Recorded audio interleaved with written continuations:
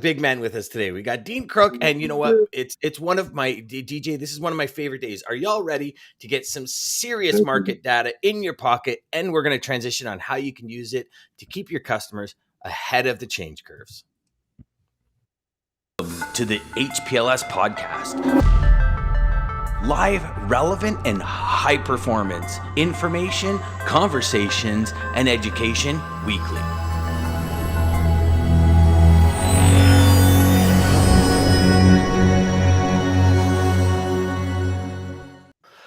You know, so we'll start today with this. We just got some information that just totally blew us all away in the background. And Jeff, I know Jeff's going to probably jump on the show or be on the show already. You know, Jeff shared with us yesterday that was it? I forget who it was, but not Goldman Sachs. Morning, Jeff. I'm thinking Goldman Sachs, but Jeff yesterday said there was 1 million containers sitting off the port of LA and shared with us some pretty interesting data. And we just got our mind blows even more because we're looking at what, 1.18 million containers? He said 1.8, I thought. No? 1.18. 1.18. Okay. So today, everybody, we're bringing you Dean Crook, our main man that comes in once a month with us here on Sales Chatter and talks all about the markets, what's happening, what's going on. And let's try and take some of this data and refer it back to how this can help you stay ahead of the change curve, how it can help you help your customers achieve their goals in a shorter period of time. So, Dean, welcome, my friend. Welcome, Dean. You know, we absolutely love having you on, and you know, for me, I'm constantly asking you to join me on different shows and just talk. And my friend, I could listen to you all day, every day, just share data. And you know, I've shared with the audience many times about how fortunate I was to meet you at the TCA event. And when you said those instrumental words that data is the new oil, it truly changed my perspective again. And it's funny how our perspectives change quite a bit when we start talking to people. And one person will say one thing and it'll give you this entirely different like foundation to help your customers achieve their goals. And just share with us, because so many people are dying to know, you know, we're January now, we're mid-January, like what are we expecting? You know, are we expecting another 2021 for the next 2 years? You got, you know, lockdowns in Ningbo again now. You've got all these other issues happening. We've got, you know, in Canada here in Ontario, we're back to lockdown where there's all these things happening in the market. And I read an article the other day that said, you know, with the way that Omicron is sweeping across the globe, they're expecting 40% of workers or something to be working, but we have so much more volumes coming in, and like we're facing a lot more challenges than just people purchasing a lot of product, right? Yeah, we have a lot of, you know, I think there's still a lot of demand. I heard something from a shipper yesterday, which this is a large shipper of freight, and they move 50% on spot. You know, this is one of those mega shippers, and it was on a call, and they said, we are very concerned about inflated demand. And he confirmed what I'd been seeing for a long time. So you know how we have the on time in full metric, OTIF? I've been saying for a while that it appears in the spot market, because spot market volumes are up about 80% over last year, the spot market volumes, right? He was talking about up 80% at this time over last year? Or week 2. It's staggering, right? Wow. Now, to put that in context, it's about the same volume of load posts we saw after the polar vortex shut down the country. But the carriers posting their equipment looking for loads was as low as the week of the polar vortex when the truckers are all shut down. Really? So last week's data lined up with the week of and just after the polar vortex in terms of demand and, you know, supply and demand, which I thought was extraordinary given weather hadn't really hit in a big way, although there was some weather on the I-95 and out over the I-90 in the Pacific Northwest. But nothing like the polar vortex. Nothing like that. Nothing like that. I mean, that crippled. Yeah. So what he said was, I think we've got inflated demand. And I thought, wow, that's interesting because it confirms I've seen a lot of spot market loads moving, not full loads. You know, like he said, we've been moving a lot of freight. We haven't been able to wait for a full load. We had to get stuff out so urgently. So he said, we've been sacrificing the in full piece for being on time because there's so much urgency in the supply chain. So whenever you have that many more part loads, you've got more loads in total over the course of time, which is what we've been seeing. I've been saying for a long time, loads appear to be moving much more. The more urgent loads have been moving on the spot market because the large contract carriers have been rejecting about 20 to 25% of all those loads as a sort of a first tender acceptance. And then they've been sort of cascading down through the waterfall process and then hitting the spot market.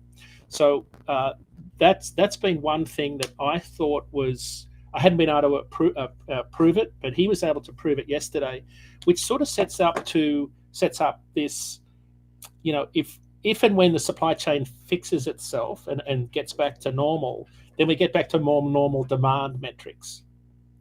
And then what happens as a result of that, you'll see that there's a lot of things got to happen.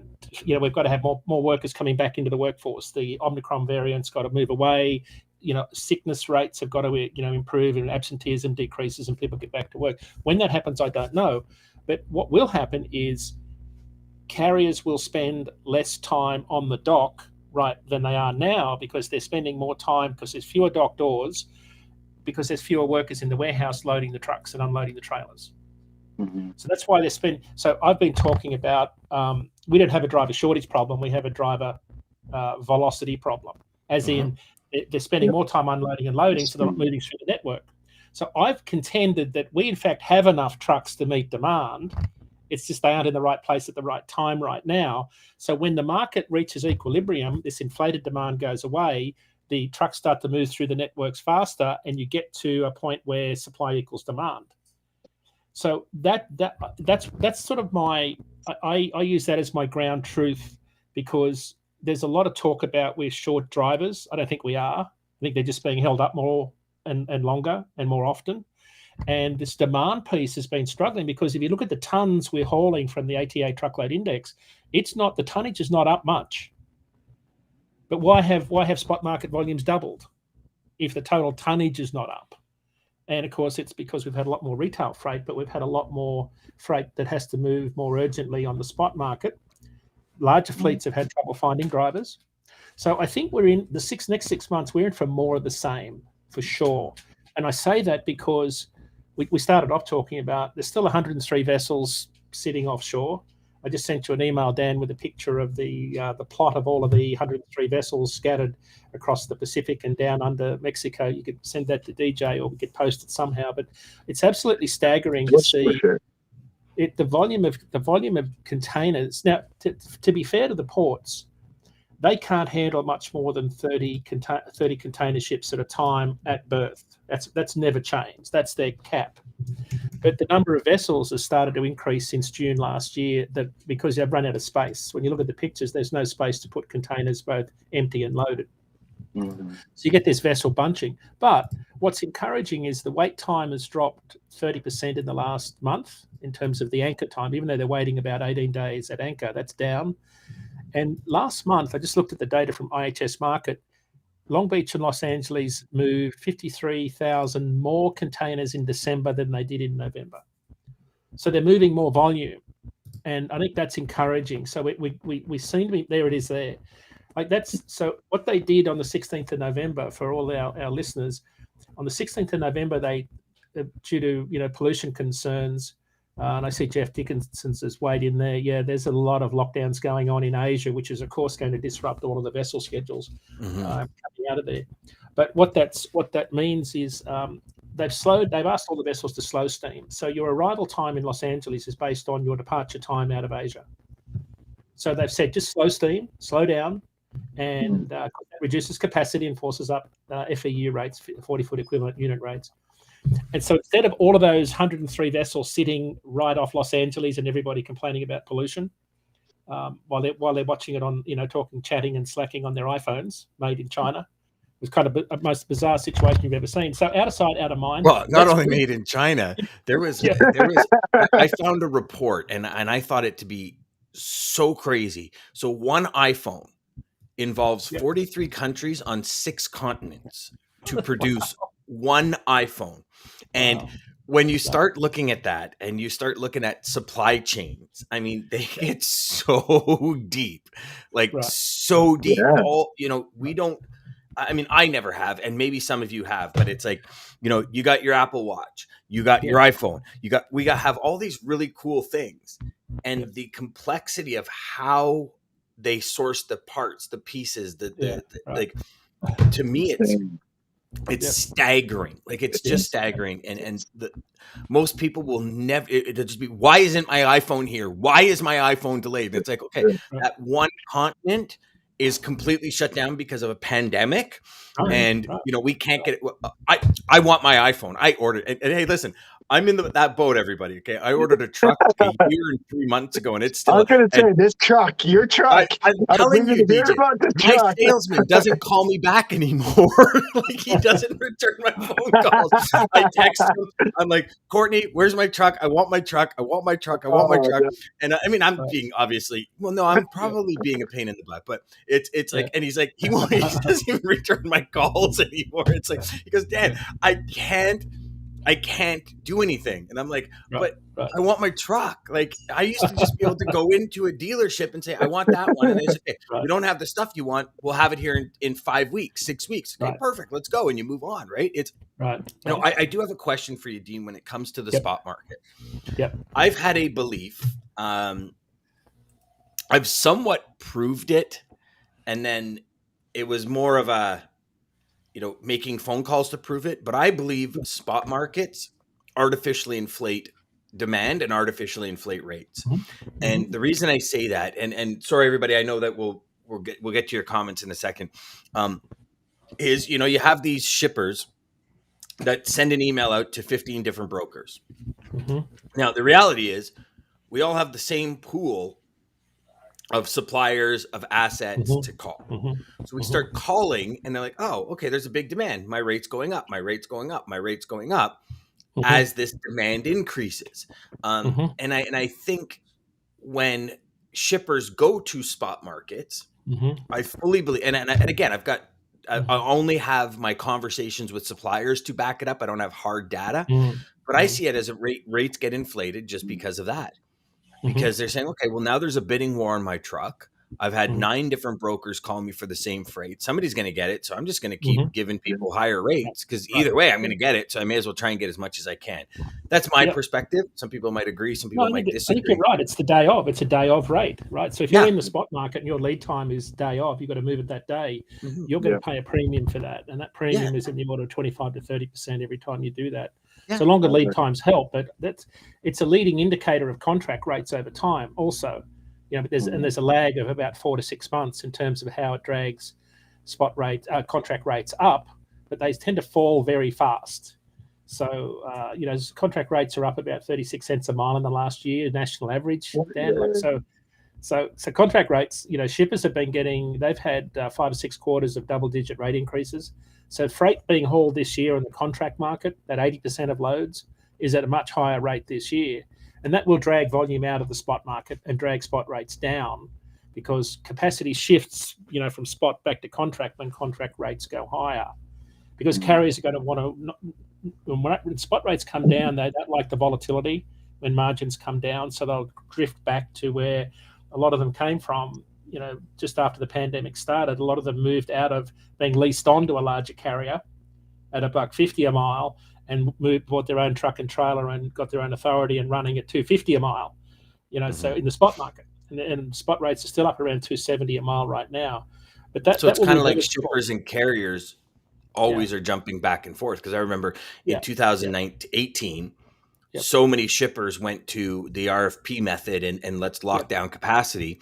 I mean, I was working in that point. I was working with 4 different asset-based carriers where we were like completing RFP after RFP after RFP, and we were going in strategically and getting things done. And we got awarded like hundreds of millions of dollars in business. And in 2019, I think 2% of it actually came to fruition because shippers went back to the spot market. Exactly. And shippers said, well, I know we just spent, because if you do like with a Blue Jay or a system like that, like I know we spent 80, 90 grand on doing an RFP, but you know what, like spot market's cheaper. So we're going to go spot market.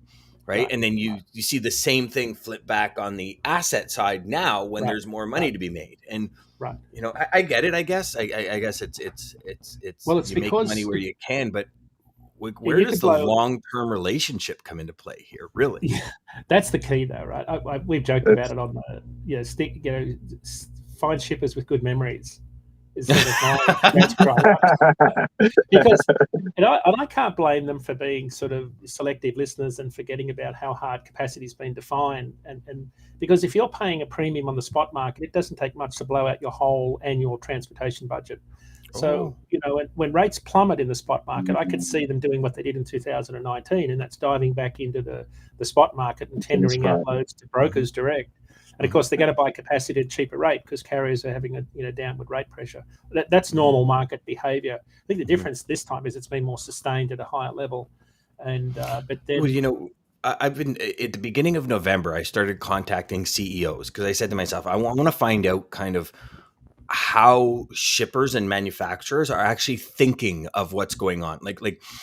there's market interpretation, but then there's like, what are you thinking? Like, what's your plan? And I contacted 100. My deal was I needed to speak to 100 people, and 95 of them said they're going to be more involved in logistics in 2022, like of CEOs of major corporations. And the one thing that I got from it, well, I got a bunch of things, but one really big thing I got from it was there was a lot of them that said, I honestly didn't realize how fast we could lose money from our supply chain. Like they knew it was, because supply chain's always, historically been a big cost to a company. If your supply chain, if your freight to get your product to market is 5% of your goods or 7%, or, that it usually ranges between that 4 and 7. But if it's in that higher end of 7, that's a lot of money that you're spending to get your product to market. Right. And, one customer that I speak with, he's got 1.6 million square feet of warehouse space in 2021 that he didn't have in 2020. And he says, Dan, just think, like, I'm spending $2.6 million a month on in, out, and warehouse charges. Yeah, I'm hearing an echo too. I don't know what it is. On warehouse charges that that he never had before. Right. And he goes, and he goes, space, yeah. 100%, because he needed to lease warehouse space because they're bringing more product in. He goes, so imagine this, Dan. He goes, we've purchased 2 to 3 times as much product from overseas, so we have it in stock. Now I'm spending I have 1.6 million square feet of warehouse space every month that I'm paying for. I haven't increased my customer cost or what we invoice customers by 2.6 million. He goes, for the first time in 30 years of this company being in business, we lost money. First time in 30 years. And that to me tells me there's a bigger problem on the horizon when it comes to people getting very strategic and specific about their supply chain. I fully believe this year, from a sales perspective, as a sales rep in logistics, for lack of a better term, you better have your shit tight and you better be able to perform and you better be that one that thinks outside the box, or else somebody will come in and take that customer and serve them at a higher level. And I know we talk value and, all these key buzzwords that people say, but the reality is if you don't have a conversation with your customers to say, what is your goals? Like, what do you really need to happen this year? And move mountains, like I'm talking blast through rock to make that happen. I just think you're leaving yourself exposed to another person in the market that believes, because you look at the amount of money spent. Like, I was telling you about a Band-Aid company I deal with. They bought 2 containers worth of Band-Aids, and it's been sitting off for close. They told me yesterday, over 6 weeks now, it's been sitting offshore. So you purchase the product. It took 30 days to get to LA, right? Whether you purchased, so let's call it 45 days after you sent the money, it got loaded. There's 45 days plus another 6 weeks. All that money's out. Their container costs have 10 times. That money's out, and they haven't been able to invoice one customer. Like I just don't think we as individuals have that full perspective of the amount of money that's gone out the window. But Dan, that's that's that lean inventory levels that we've been running, right? And that's why spot market volumes have been so high, and there's so much urgency. It's like your bed sheets that arrived late in Los Angeles this time last year, going to Miami or going to Orlando, I think. And the only option when the 2 weeks delay at anchor was took up the intermodal rail move across country at a cheaper rate. When that was taken up by the delay, you had to go on a team truck at what, 10,000 a container. Yeah. So I think that's what's artificially inflated things, is the shortages and the delays. And it's just compounded across the entire supply chain. But at some point, things start to even out, and I think service levels are going to be critical this year. If you think about relationships and who you work with, service levels get compromised when you start chasing a lower rate. And I think when capacity eases, there's a tendency to jump into the spot market. And I think they're going to be very careful about what service levels you're asking for, because on the flip side, shippers have been saying, hey, we'll agree to the double-digit rate increase, but you better accept all of our loads. Yes. When we tender them out. Yeah. Every single Got to be a two-way street. Yeah. So I think that's going to be part of the relationship discussion this year, is service levels and commitments to that rate. And then you layer on top of that, the vaccine mandate that's about to come in on the cross-border truckers across over the weekend, and the Supreme Court's hearing the challenge. What do you think is going to happen there, Dean? Yeah. The survey the ATA cited in the Supreme Court challenge said that about 50% of drivers were already vaccinated, and that of the remaining half, though, 62% had no intention of getting vaccinated. Now, I heard the same thing when the ELD mandate came in. I heard the same thing when people started going to automatic transmissions. When rates are so good like this, I don't know. I don't think I'd be bailing on this industry with when they're getting so good. So I hope drivers take this seriously, because a good friend of mine's carrying an oxygen bottle around, and he got COVID with asthma, and he's not very well at all. But it can hit anybody anytime. But truckers have, I don't know whether it's a false sense of security, but when you social distance for a living, and you've been doing it well before the pandemic, suddenly being asked to keep your social distance is like, you bet I'm going to keep my distance, because that's my aim in life. Yeah, that's what I like to do. Yeah. So, but they've got to interact with people, right? And the larger fleets are going to have to get drivers trained. Cross-border guys are going to have interactions with customs.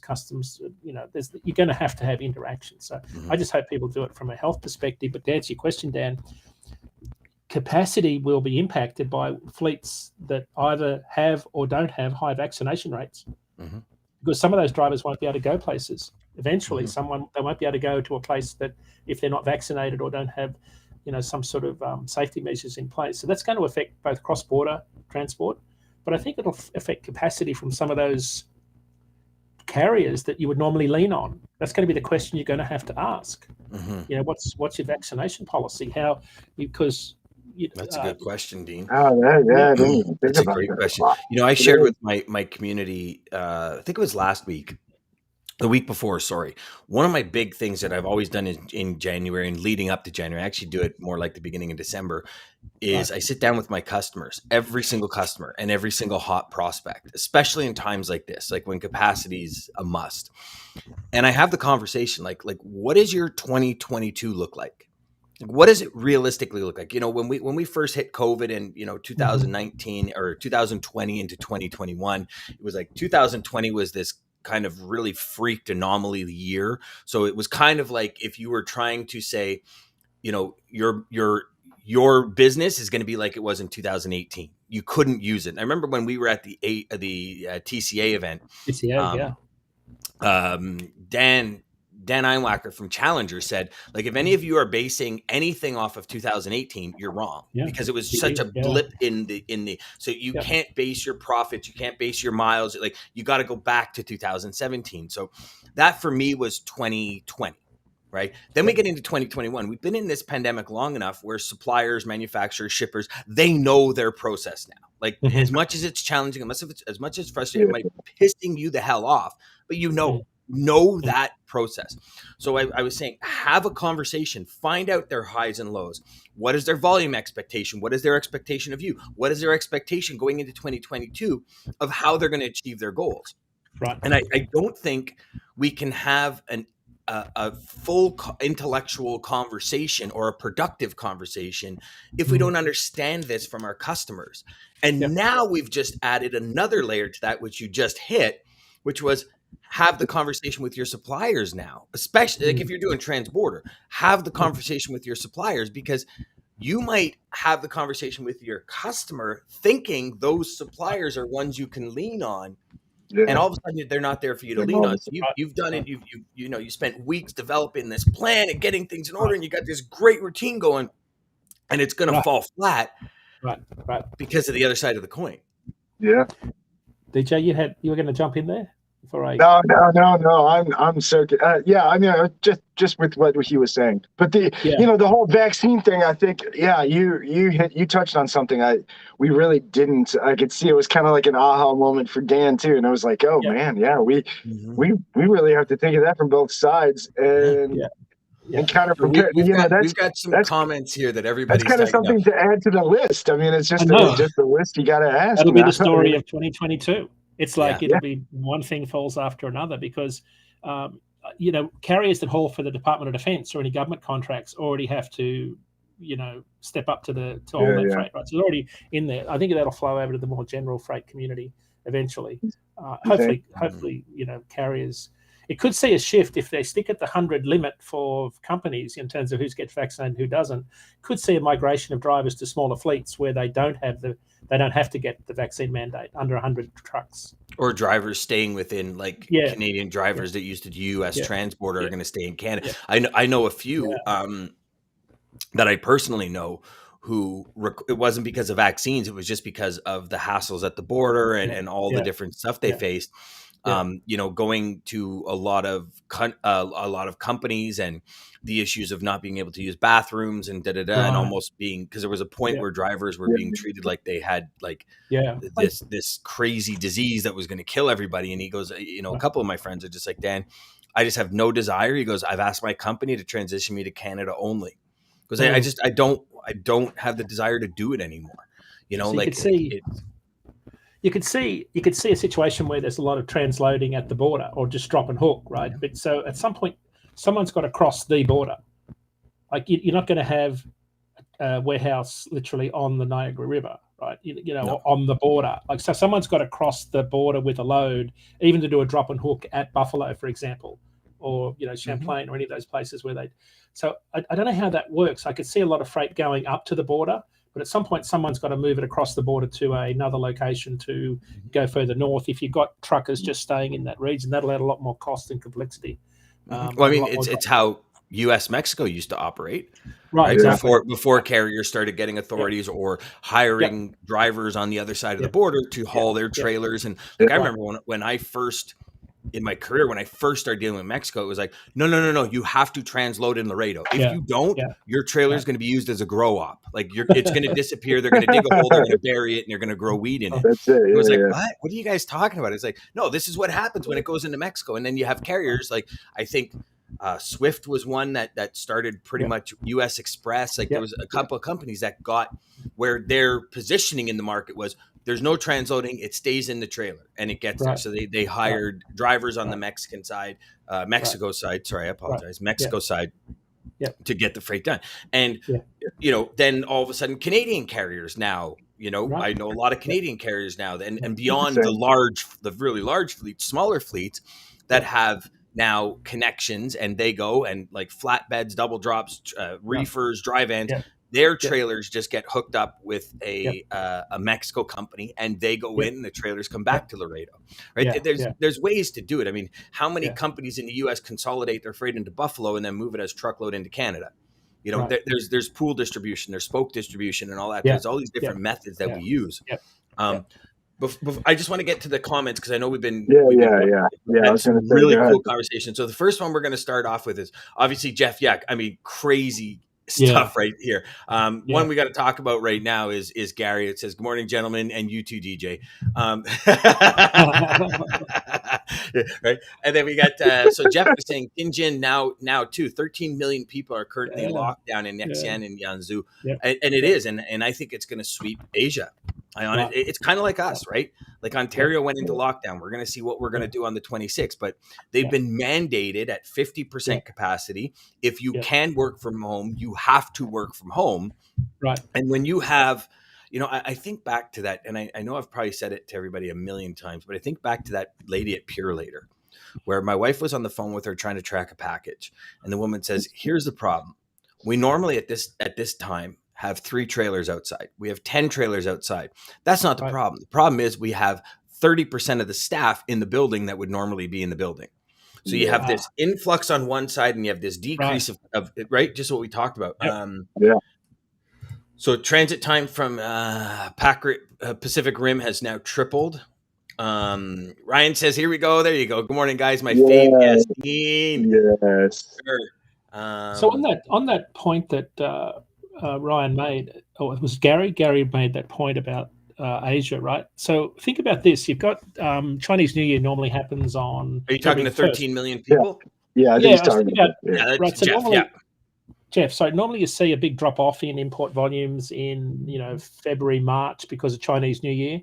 So normally they there's a 3-week shutdown effectively for the 1-week celebration, a week to go home to your family, a week to come back. So it's also a time of high turnover rates in China in particular, where they celebrate the Chinese New Year. So I talked to a friend in Beijing last week to ask this very question: will they allow people to travel back home? Because most people that work in big cities and factories travel back to their rural roots. They didn't do it last year and they kept working. The same is going to happen this year, where they're actually not being allowed to travel home because of COVID concerns and then lockdowns. So you may see the same effects as Chinese New Year, as in a drop in volume and production, without the celebration part of it. Without the actually going on. But given the pent-up demand and all of the supply chain delays and shortages and all those vessels banked up across the Trans-Pacific, you could see a massive surge of volume coming out of that in the fall into summer. So that's why we think that the market is going to remain very volatile until I just looked at the data from peers yesterday. 45% of our containers come from China. Right. So that's why those points made in the comments about Omicron's impact in China is so important to watch, because that's for your shippers and all your relationships. It's going to mean even more delays potentially. It's not just the port prominence Los Angeles. It's getting the freight manufactured over there in a timely manner. And getting it out of there in a timely manner. And then getting hoping the people on the ship, the dock farers, don't get sick. And well, now are they still having the issue with the ports over there too? Because I know they were closing certain ports. There's some ports that are closing. So, but they're trying to minimize it and go into lockdown in those areas where there are cases reported. But they're trying very hard to keep a lid on the Omicron spread over there in China. I don't know how successful they'll be in the long term, but it's because of the Olympics. Because of the Olympics, right? I mean, it's mostly what it is, I think. Sure. But I had heard a report the other day that they were trying to. The Chinese government had said something, and I don't know the accuracy because it was more of a headline read as I was passing, but they're trying to vaccinate 3 million people in 3 weeks. Right. Right. They're doing this, they're doing all these huge pushes. And I mean, guess, listen, if 45% holy shit, these numbers, we're so dependent on Asia for our products. And well, 65% of the containers in Los Angeles come from China. 65% in Los Angeles alone. Wow. So, the thing that's really struck me during the pandemic is how much e-commerce buying from home has driven up import volumes from China alone. Everywhere else has been pretty flat. I had the numbers here yesterday. If I could quickly find them,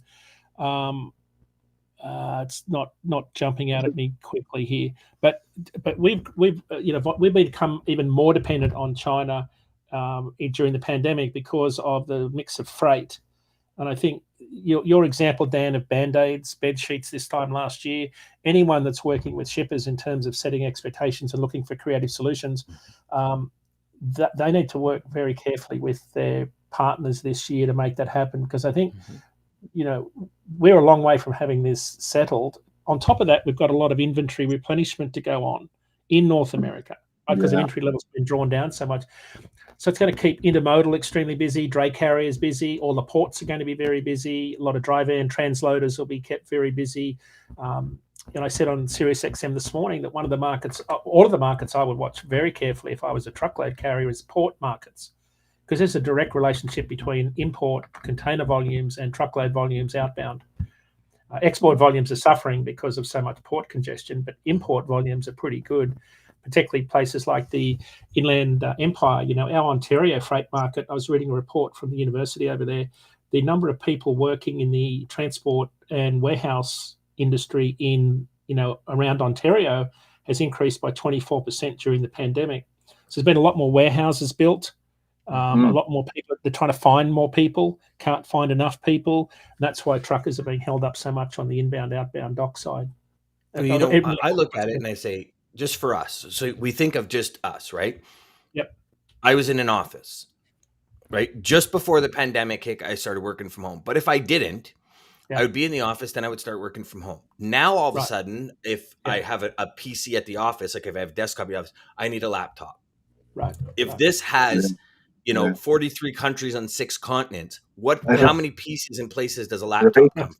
Then we have things like our mics, our video cameras, and we start looking at everything we need to up and move an office to where we are. And then how many people, like in North America started working from home. How many of those products needed to be bought? Now it's, okay, well, I need a desk, or I need a chair, or and if you look at all of this stuff, made in China is on it all. I see, just instantly you see how all of this e-commerce, and where do most people go? Amazon. Because it's I can't, we're in lockdown. I can't go to Staples. I can't go to Business Bureau. I'm going to go to Amazon. And it's something as simple as hard drives. As simple as the light that I'm using, the arm that's on my camera. You start thinking about it. It's like I was telling you guys about this. This is China, right? This thing. But we start needing it all because we have a different method of working. Right. And I invested in a new laptop this year because it's I'm on my laptop more. And because I'm on my laptop more, my graphics card went, I put a new one in. And 6 months later, because I was on it so much, the graphics card went again. It's okay, time to buy new. So I'm in that boat too. And I think everybody's in that boat.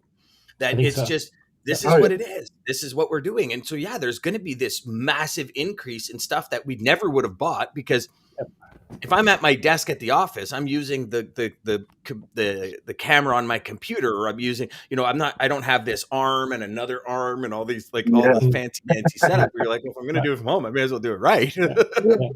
Well, Dan, you look at Dean, you got the headphones, you got the boom mic right there with your microphone. You got, whereas if you were in an office, you might not have all that stuff. Might not, right? Well, take DAT for example, right? We've got to hire another 250 people this year. Just to handle the growth that we've got in our business, right? So it's a large freight matching software company, but we are hiring remote. So we prefer in office, but we're also not going to let that stand in the way of hiring the best people. So remote is one of the options. I'm trying to hire a freight market analyst to work for me right now, and that's a perfect job for someone to work remote. So now I think that's indicative of how the workforce is going to be, forever. Forever is a long time, but certainly since the pandemic, right? Because now working from home has become a reality. So we are going to want to buy things online and not travel as much, not use as much gasoline, not fly as many places. Airlines are going to suffer. Cruise lines, all those sorts of things are going to be. It's just going to be different. But we are months away from knowing what 2022 is going to really shake out like. We had the polar vortex completely upend the market last year. Winter Storm Izzy is about to do a number on us this weekend. And when you hear things like ice in South Carolina, snow in Atlanta, Nashville's had more snow already than it gets in a year, typically. 2 feet of snow coming up through, the Alleghenies, the Poconos, up into New England. Why is that not hitting me? Come on, this is BS. I've got a snowmobile sitting in the garage. I literally go out and start it every day and go, smell the gas. Maybe that's what's wrong with me. I smell the gas every day. But I smell the engine and gas going, I can't wait. I'm watching the Weather Network. They're the only people that can be wrong every single friggin' day and keep their job. I hate meteorologists. And down in the Poconos and in Tennessee, they're getting 2 feet of snow. That is so bullshit. Now, I'm glad you brought that up, Dean. So with the weather, with everything that comes in this time that we're coming to, what do you What do you even see happening? How do we overcome that? Yeah, FEMA buys everything. Like when it comes to trucks. Oh yeah. I remember we saw spot rates go up. So the I-90 was closed for 3 days last week over the Snoqualmie Pass, right? So, but what happened was spot rates went up in markets trying to get into that region that use the I-90 to traverse into Yakima Valley, Twin Falls, Salt Lake City, north to Seattle. So truckload capacity. So dry van rates in Twin Falls, which is just sort of south of where you head up from Twin Falls up the I-90 into that area, went up 36 cents a mile last week. Twin Falls to Stockton, dry van up $2 a mile last week. Dry van rate $2 a mile, or $2 a mile. Yep. In Virginia, where the I-95 was shut down for 50 miles last week for 36 hours, spot rates jumped 30 cents a mile. Dry van capacity was non-existent. I mean, ice on flatbeds, frozen straps, brittle tarps. So what I think you'll see is that you'll see very localized regional impacts on freight markets, during winter in particular. So we've already seen that, and capacity is hard to get in and out. But I think big storms like this weekend, where you see two storm systems come together, whenever you see stories about ice and snow on the I-40, as low as the I-40 in Atlanta, that starts to cripple a lot of freight networks, because I-40 was the one that really shut down during the polar vortex last year, and that just crippled that freight network. We never recovered from that from a rate perspective. Well, carriers did, because rates got better. So I think that's what we'll see with weather. What seems to be going on is the events are more extreme. That's the they are. Yeah. They are getting. I mean, you see that. I mean, listen, last year, just what happened in Texas, it like the polar vortex last year when all this. I mean, never have we. I mean, listen, I've seen Texas get like an ice storm where what I mean, that kind of thing. But never have we seen what the degree in which it did. And I mean, you look. The mudslides in Vancouver, we have not seen something like that. And they're coming back and they're saying, hey, listen, expect it again. This is happening, all over the world. I think we're getting these really crazy events that just cripple that region for a period of time. Did you see that the flooding in British Columbia that impacted the train lines and the truck roads ended up driving the French fry shortage in Japan for McDonald's? Yeah. I didn't know I see that. I seen that. They exported a lot of them out of Vancouver, Seattle markets. Yeah, and and here's the thing is it's that rock in a pond, right? And so it's like we as Canadians or North Americans, we oh my God, okay, so how is that going to impact me? But we don't see that other impact on the other side. And it was who was it? Was it FedEx, or there was a company that just put out an article saying they've rescued the fry shortage in Japan. Yes, that's what I seen.